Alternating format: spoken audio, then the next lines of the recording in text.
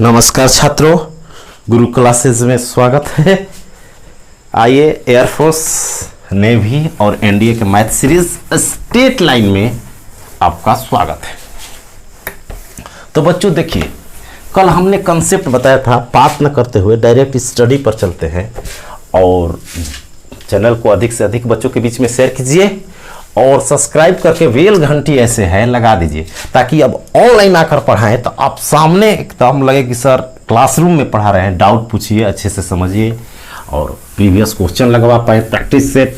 इसलिए और अधिक से अधिक जितना हो सके इसको पहुंचाइए कि सर पढ़ा रहे हैं, पढ़िए, अच्छा लगे तो पढ़िए, सब्सक्राइब कीजिए, एक बार तरीका देख लीजिए। तो देखिए कंसेप्ट क्या बताए थे, पैरेलल कंसेप्ट बताए थे। ऐसे दो लाइन होती है ना, अगर पैरेलल होती है, समानांतर होती है, इसका कंसेप्ट सिखाए हैं।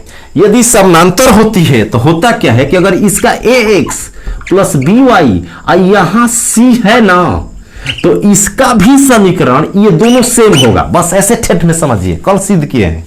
तो ax प्लस by तो होगा, ये पदवा अलग हो जाएगा d। मीन्स अगर कह दे कि एक रेखा जिसका समीकरण 2x प्लस 3y प्लस 5 है और दूसरी रेखा का समीकरण ज्ञात करें जो इसके समानांतर है तथा बिंदु 3, 4 से जाती है। बस पहले समझाते हैं कंसेप्ट। ऐसे क्वेश्चन आता है, एक रेखा जिसका समीकरण इतना है, इसके समानांतर दूसरी रेखा का समीकरण ज्ञात करें, दूसरी रेखा बिंदु 3, 4 से जाती है। तो करेंगे क्या कि जब समानांतर रेखा होती है ना, तो सिर्फ कांस्टेंट पद अलग होता है। एक्स वाई वाला जो ये पद होता है ना, दोनों सेम होता है। तो करेंगे क्या, इसका उत्तर लिख देंगे डायरेक्ट, 2x प्लस 3y, ये तो उतने आएगा, प्लस ये अलग आएगा, तो इसको मान लेते हैं d बराबर 0। और ये जो पॉइंट दिया है ना एक्स वाई है, ये d निकालने के लिए दिया है। इस पॉइंट पर ये रेखा है, तो ये पॉइंट इसको सेटिस्फाई करेगा। इट मींस इस रेखा के लिए एक्स वाई के मान होगा, तो इसमें रख देंगे, इस समीकरण में नीचे वाले में ये एक्स वाई रख देंगे। एक्स की जगह 3, तो 2 गुणे 3 प्लस वाई गुणे 3 प्लस डी बराबर 0 कर देंगे। तो अब यहां से आपका डी का मान निकल जाएगा। कैसे, वाई का मान रख दिए ना, हाँ 3 गुणे वाई 3 गुणे वाई का मान कितना है 4 लिख देंगे यहां से। इसमें एक्स वाई, क्योंकि ये पॉइंट उसी रेखा पर है, कह रहा है कि जा रहा है, ऐसे देता है तो समानांतर देता है, तो ये आंख मूंद के वहीं लिख देना है, सिर्फ कांस्टेंट को अलग लिख देना है और उसको फिर निकाल लेना है। या और सारा तरीका है, स्लोप इसका निकालेंगे, वही स्लोप इसका होगा, पॉइंट है बता देते हैं। तो एक तो ये हो गया, तो यहां से निकालेंगे तो क्या होगा, 3 2 6 माने 3 दूना 6, 3 4 12 माने 3 चौके 12 प्लस डी बराबर 0। तो यहां से 6 गो 12 गो 18 उधर जाएगा, तो डी बराबर -18। तो आपका आंसर क्या हो जाएगा, यहां -18 लिख देंगे, तो हमारा उत्तर हो जाएगा 2x प्लस 3y माइनस 18 बराबर 0। तो जब समानांतर का कंसेप्ट ऐसे चलता है, जब रेखाएं समानांतर हो तो उसका ये दोनों पद सेम होता है। या दूसरा तरीका कैसे बना सकते हैं आप, देखिए दूसरा तरीका कैसे बना सकते हैं। दूसरा मेथड बनाने का क्या हो सकता है, तो दूसरा तरीका आपका ये हो सकता है कि ऐसे बना सकते हैं।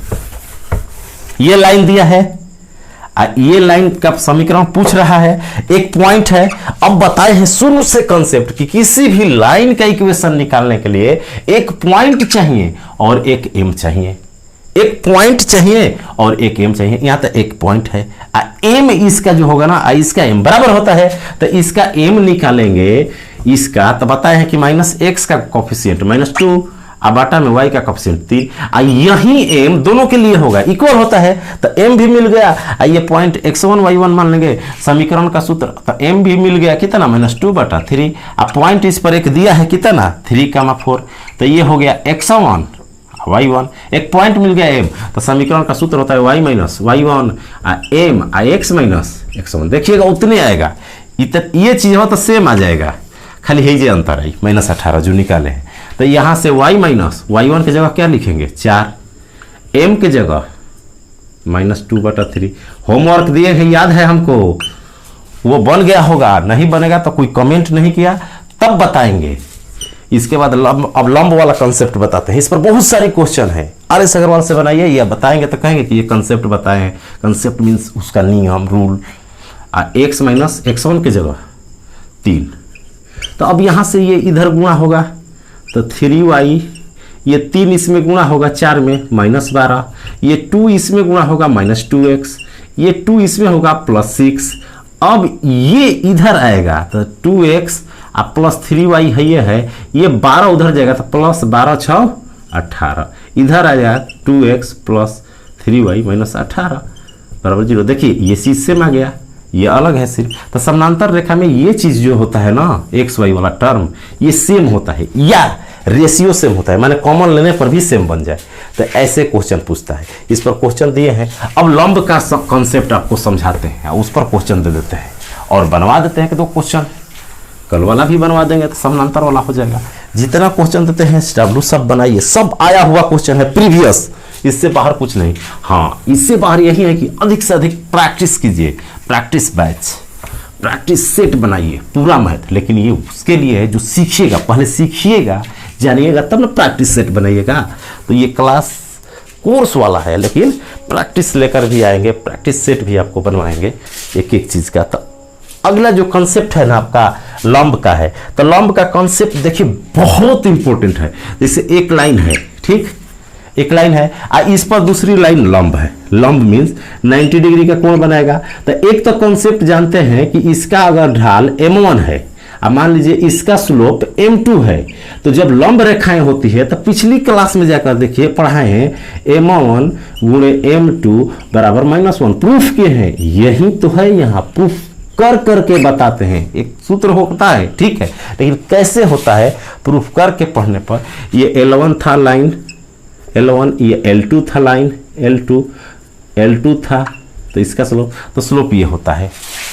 तो इसमें कंसेप्ट कैसे क्वेश्चन बनता है परपेंडिकुलर वाला, तो देखिए परपेंडिकुलर वाला वैसे भी निकाल सकते हैं कि स्लोप से एक पॉइंट से, या डायरेक्ट जैसे वो लिखे ना कि ए बी, उसको उल्टा करके निकाल लेते हैं। इस कंसेप्ट को आपको समझाते हैं जैसे क्यों होता है। जैसे मान लीजिए एक लाइन है, यहाँ समझाते हैं कि ये कंसेप्ट, एक लाइन है, इसका समीकरण दे दिया ax + by + c, समझ गए, या a1 b1 c1 एक दे दिया। एक दूसरा लाइन है लेकिन परपेंडिकुलर है, पैरेलल नहीं है, ये दूसरा टाइप चल रहा है, परपेंडिकुलर, लंब रेखाएं, लंब रेखाओं का कंसेप्ट, लंब रेखाओं का कंसेप्ट। हमारा कौन कॉन्सेप्ट चल रहा है? लंब रेखाओं का कंसेप्ट, लंब रेखाओं का अवधारणा। परपेंडिकुलर लिख लेना, बोल रहे हैं perpendicular concept, perpendicular concept of straight line, सरल रेखाओं के, लंब सरल रेखाओं के कंसेप्ट। ये लंब वाला क्वेश्चन कैसे बनता है? दो ये इस पर लंब है, इसका पॉइंट ये है, मैंने लंब वाला जितना टाइप आ जाए, पैरेलल वाला जितना, तब संरेख। या कभी पूछ देता है 2 लाइन देखे कौन कौन पैरेलल है, तो आप देख करके मार दीजिएगा कौन कौन लंब है, तो वो समझा देते हैं। तो देखिए, तो इसका जब समीकरण मान लीजिए अलग दे दिया, a2x + b2y + c2, तो कांस्टेंट से मतलब नहीं होता है, दोनों में अलग होता है। इसी में कुछ सेम चीज आता है, कुछ लॉजिक रहता है, ये यही आपको मदद करता है डायरेक्ट। मान लीजिए एक का समीकरण दिया तो दूसरा का इतना तो लिख देंगे, ये सिर्फ निकालना रहेगा, नहीं तो बेसिक बनाएंगे, एक पॉइंट लेंगे, एक स्लोप निकालेंगे, लंब के इस नियम से समीकरण निकल जाएगा। तो जब लंब देता है ना, तो इसका स्लोप निकालिए, तो इसका स्लोप होगा -a1/b1, आपको याद होगा m1, क्योंकि x के आगे वाला माइनस में बटन में। इसका जब m2 निकालेंगे, m2, तो क्या होगा? क्या होगा बच्चों, ध्यान दीजिए, -a2 बटा में b2। अब लॉजिक क्या है, अब ए बी में रिलेशन निकालते हैं, इस दोनों का गुणनफल क्या होना चाहिए? इक्वल, दोनों का गुणा करने पर -1 आना चाहिए। तो देखिए कैसे आएगा, अगर दोनों का गुणा करते हैं तो -a1/b1 गुणे -a2/b2 बराबर -1 आना चाहिए। यही रूल है m1 m2 का गुणनफल। तो यहाँ से लॉजिक क्या होता है कि लॉजिक आखिर -1 कब आएगा? इसका मतलब कि यहाँ क्या होना चाहिए? a1, यहाँ a1 होगा तो ये कट जाएगा, -a1 होगा तो कट जाएगा, या ये चिन्ह बदलना चाहिए। क्या होना चाहिए? चिन्ह बदलना चाहिए। यहाँ से 2 माइनस है तो माइनस तो प्लस होता है, तो 1 माइनस चाहिए, कोई कि बदल जाए, कट जाए, माइनस होना चाहिए। तो इसका मतलब यहाँ माइनस कर देते हैं बीचों में। अगर एक प्लस का समीकरण दिया हो तो माइनस कर देंगे, माइनस दिया हो तो प्लस कर देंगे। तो हम कोफिशिएंट चेंज कर देंगे। कोफिशिएंट क्या करेंगे? चेंज कर देंगे। कोफिशिएंट चेंज कर देंगे, माइनस करेंगे, इसके बाद कोफिशिएंट चेंज कर देंगे। कोफिशिएंट चेंज कर देंगे।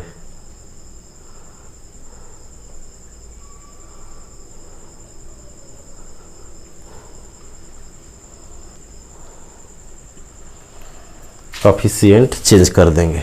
देखिए कैसे, इसको एक लाने के लिए अगर हम जैसे b2 के जगह b1 लिख दें, b2 के जगह माइनस b1, b2 के जगह माइनस b1 लिख दें, तो देखिए माइनस b1 लिख देंगे, b2 के जगह माइनस a1 लिख देते हैं, माइनस a1 तभी तो कटेगा, माइनस a1 लिख देंगे। इसके जगह a2 के जगह b1 लिख देंगे। b1 के जगह b2 के जगह माइनस a1 लिख दिए, b2 के जगह माइनस a1 लिख दिए। a2 के जगह क्या लिख देंगे? दूसरे समीकरण निकालना है हमको, तो a2 के जगह क्या लिख देंगे? a2 के जगह क्या लिख देंगे? b1 लिख देंगे, b1 लिख देंगे। यही चेंजेस है, आ जाएगा। इसमें रख के देखिए, b2 के जगह रखिए मान, b2 के जगह रखिए मान, a2 का मान रखिए, -1 आ जाएगा। तो ये कॉन्सेप्ट है। तो इसका समीकरण क्या हो जाएगा? इसमें रखिए a2 के जगह b1 x माइनस b2 के जगह a1, 1 में बदलेंगे, 2 वाले 1 में बदलेंगे, y प्लस c2 अलग रहेगा बराबर 0।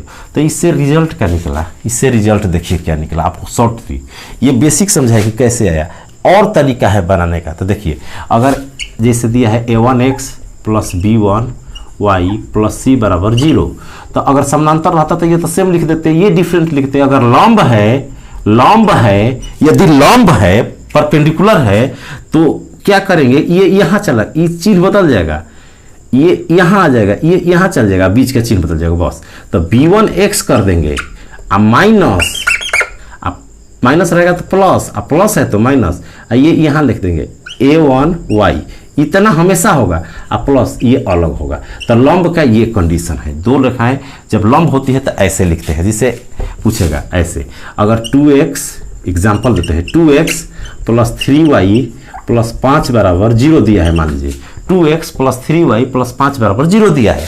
इसके लंब रेखा का समीकरण पूछता है, तो आप आंख मूंद के क्या लिखेंगे? 3 को आगे यहाँ ले आ देंगे, 3x हो जाएगा, और 2 को y के साथ लेके चल जाइए, लेकिन चिन्ह बदल दीजिएगा, प्लस रहेगा तो माइनस 2y बस हो गया। और यहाँ d लिख दीजिएगा। अब d का मान निकाल लेंगे, पॉइंट दिया रहेगा इसमें रख के। तो ऐसे होता है। तो लंब में क्या कंसेप्ट हुआ? इधर उधर चेंज होता है, इधर उधर चेंज होता है। जैसे ax दिया ना, प्लस by प्लस c बराबर 0, ऐसे इस रेखा का है, इस पर लंब रेखा है ये, तो इसका समीकरण क्या होगा?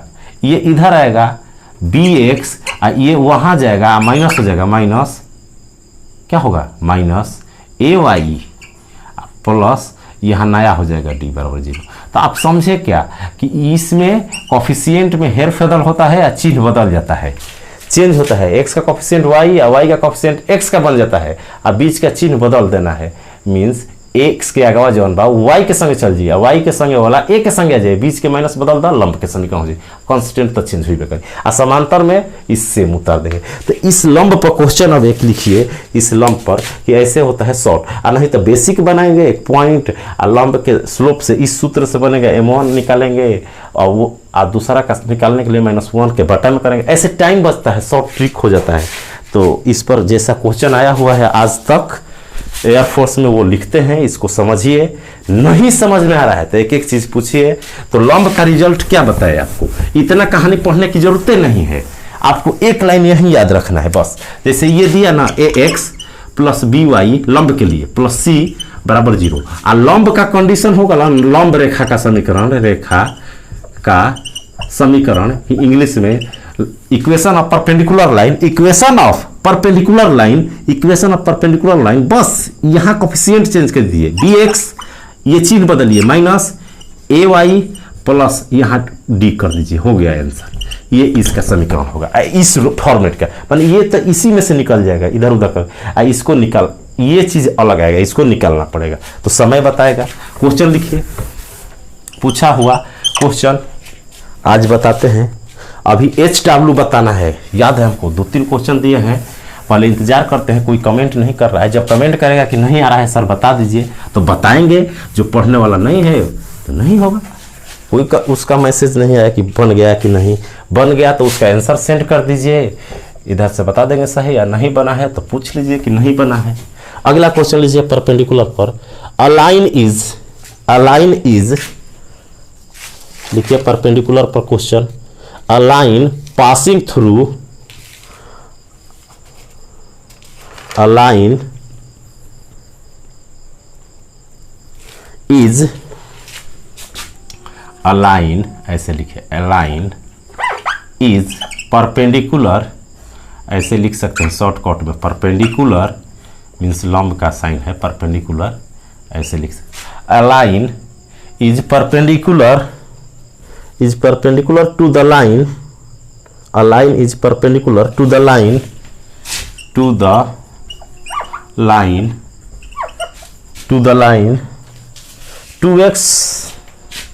2x minus y plus 6 is equal to 0. A line is perpendicular to the line 2x minus y plus 6 is equal to 0 and makes an area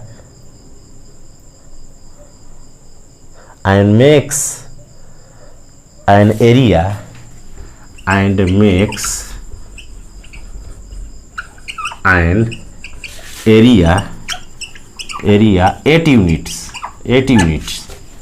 8 units with coordinate axis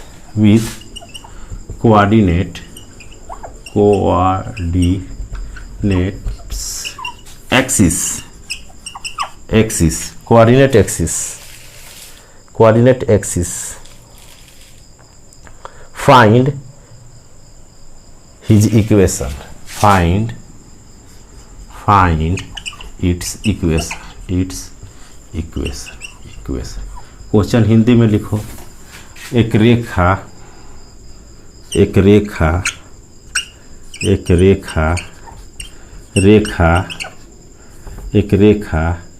दूसरी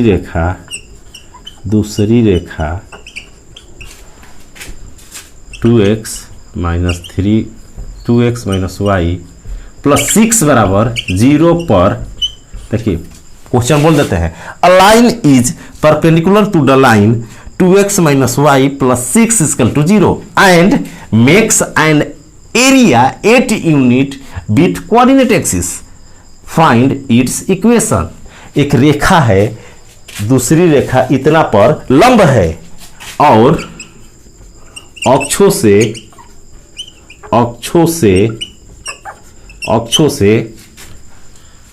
8 इकाई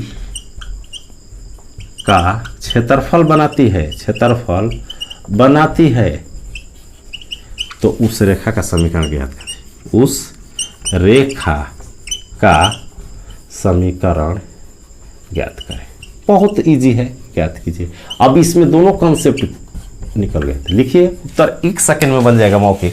अ लाइन इज परपेंडिकुलर है, इसके perpendicular है, तो इसमें तो निकल जाएगा, खाली कांस्टेंट वाला निकलना होगा। उसके लिए एरिया दे दिया है, एरिया के सूत्र पर, तो बनाइए।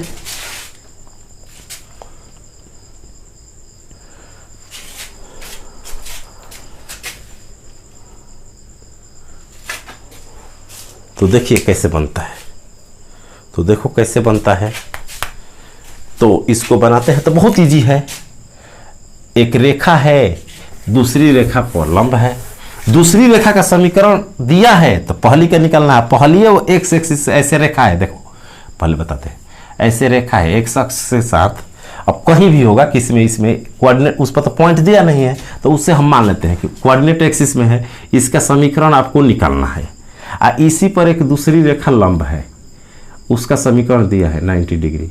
ये दूसरी रेखा है, ये लंब है, इसका समीकरण दिया है 2x plus minus Y plus 6 बराबर 0।